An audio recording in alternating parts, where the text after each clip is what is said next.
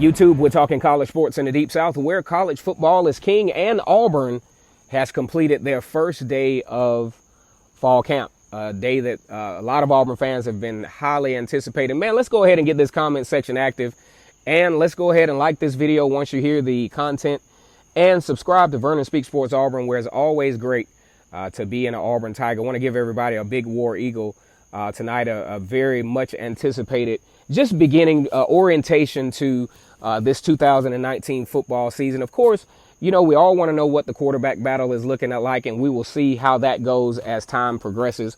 Also, a lot of question was, hey, how's the offensive line looking? Guys, look, it's hard to tell anything when there's no contact. Very first day of practice, you want to get everybody kind of orientated as to what's going on, get everybody going through some drills, get everybody kind of loosened up. There's no contact, there's no pads involved, there's no real game situations, just a general, you know, getting this thing back going. Okay, so for us to ask, you know, how the offensive line looks or how the defensive line looks against the offensive line, that at this point, guys, are just obsolete, just really obsolete questions. The real deal that we always want to know going into fall camp is, what do the injuries look like? And some of the injuries that were harped on in the spring seems to have carried over to fall practice. We talk about defensive tackle Daquan Newkirk, who had an Achilles injury, was expected to compete for that other defensive line position that,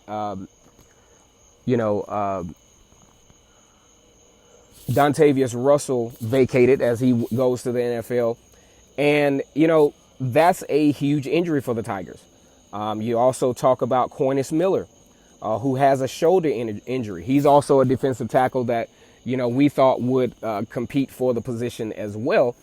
Now, some good news is that the Auburn Tigers has a trio of guys from Mississippi who will possibly compete for at least some depth in that defensive tackle position. That's why it's always great to recruit well, and that's probably why Auburn was very aggressive on the recruiting trail, because they knew that there was some depth issues there. You talk about Charles Moore from Louisville, Mississippi, Jaron Handy, who, you know, have garnished a lot of praise from Marlon Davidson and some of the other defensive linemen, and also Derek Hall, also from Mississippi, who plays defensive end. Also, you have Kobe Miller. So there's a lot of Kobe Wooten from Archer High School here locally in Lawrenceville, Georgia.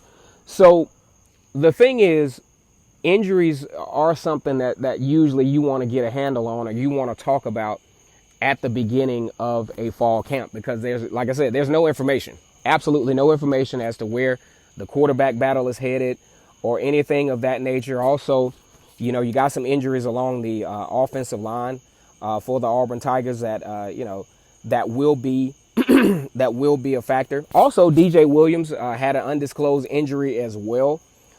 Shoulder, you know, had some surgery over the offseason.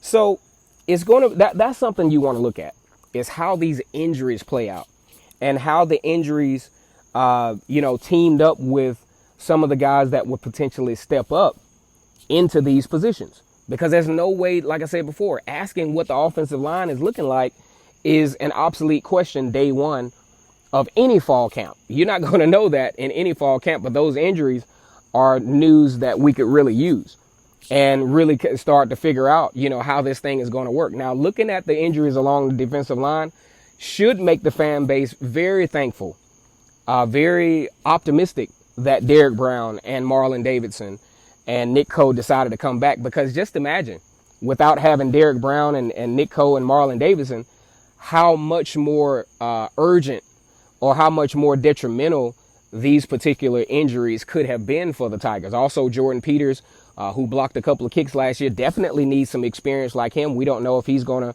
what his status is as well. But you have a lot of guys who can definitely fill his spot at the safety / nickel star back that he plays from time to time. So definitely, you know, not a lot of information here on this first day, but definitely valuable information as far as the injuries go. So we'll look to see how this thing progresses. Day 2 coming up tomorrow for the Tigers. Looking very much forward to see how things progress.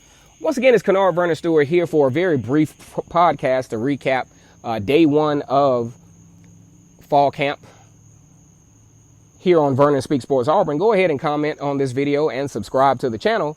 As always, guys, War Eagle.